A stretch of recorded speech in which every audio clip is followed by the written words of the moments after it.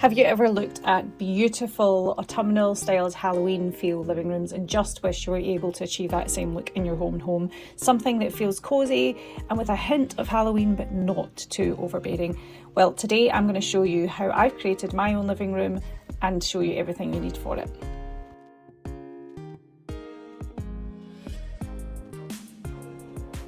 First up, take a look at all the Halloween decorations you already have and decide if there's anything that doesn't make the cut this year, if there's anything you can reuse or what you may possibly need for your future project.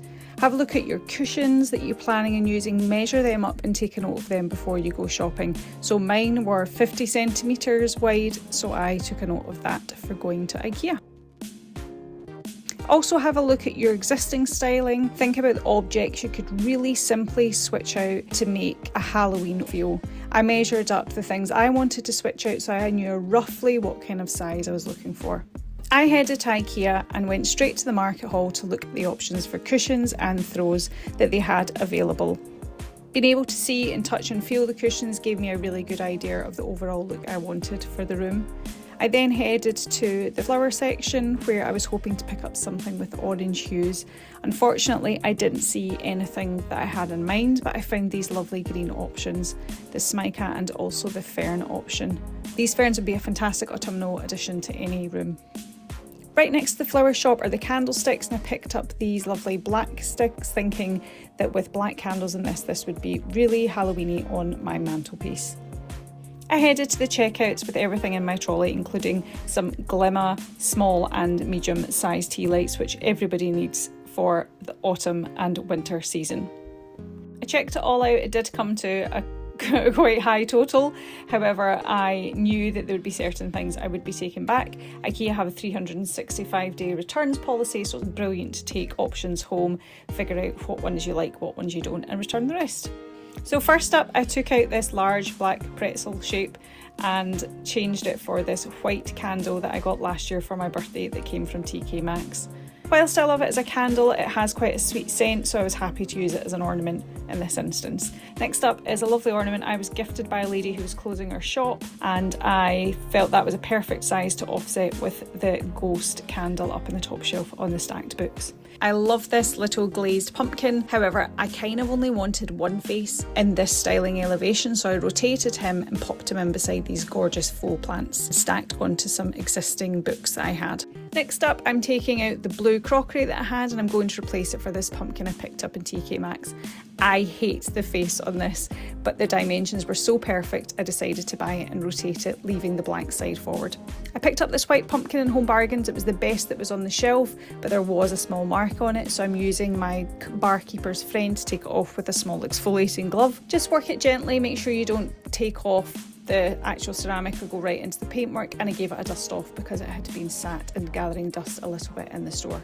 I placed that offset on the left hand side and I think this is perfect, this elevation. It's just a nice balance between something that feels Halloweeny but not too cluttered.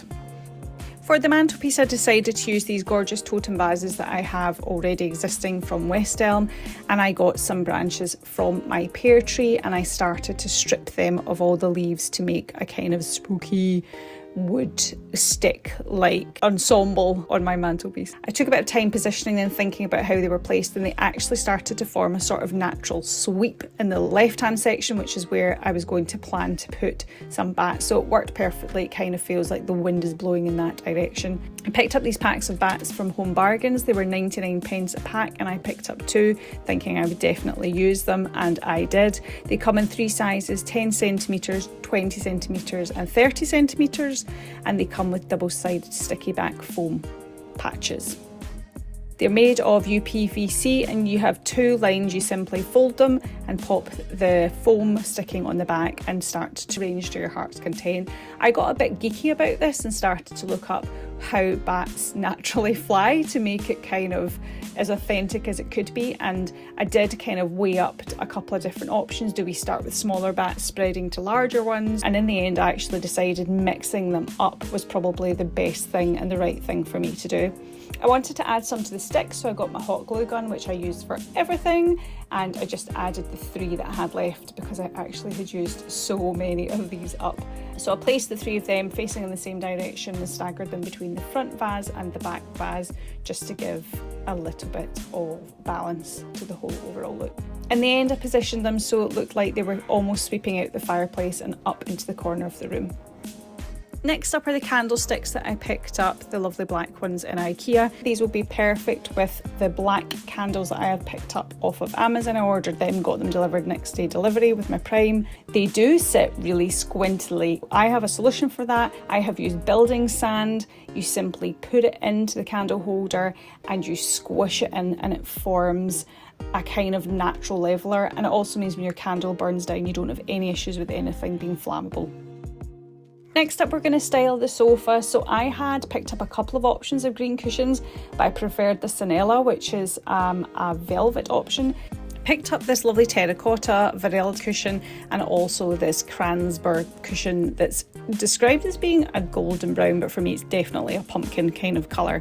It's the closest thing to orange I could get in the store. So I'm stuffing my existing cushions and I'm keeping my original covers on, because if I take them off there's a chance I'm going to lose them. So I'm going to cover them and then I'm going to iron them once they're actually stuffed, because velvet is quite prone when you're stuffing it to having a little bit of finger marking. So I only had two cushions already that were 50 by 50 that were filled. I found this smaller cushion that was only 40 centimetre, but I thought I would try the Vareld cover on it to see how it worked out.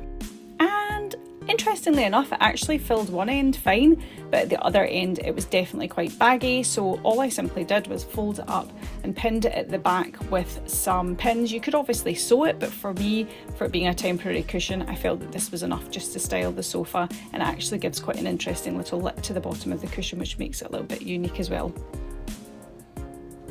So I continue with the other side, stuffing and plumping and stuffing and rolling and padding, and that goes on for quite a long time. I've cut it down for the video. And then I have my sofa styling. I wanted to add a throw. I didn't find anything I liked in IKEA, but I did pick up this throw in TKMAX for $24.99.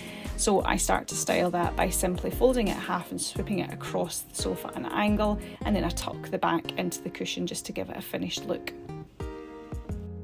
I have this simple little ball structure that I've kind of made myself, and I felt it was fine to fit into the whole styling, so I reused that, popped it in the back corner.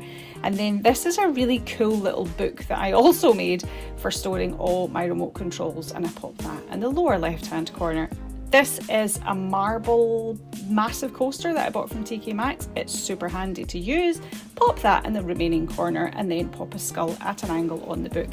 I had a pumpkin that I switched out because I didn't really like it, and I switched it out for a pumpkin candle and put some spiders on to complete the styling.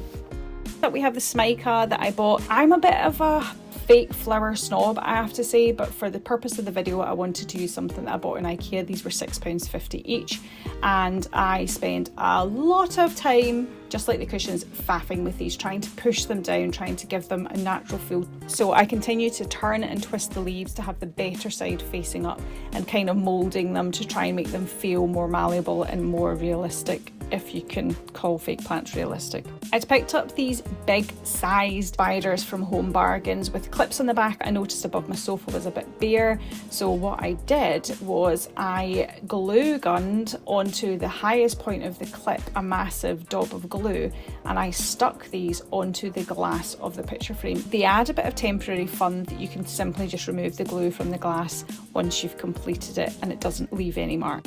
I didn't love this style of cushion, it's a bit too retro for me, and I had one of the 3 spiders left over, so what I did was simply added a pin to the cushion and then clipped this on, and I think it adds a really fun detail to the sofa. The last thing for me to do is to light the candles and get ready for the big reveal, because the room is complete.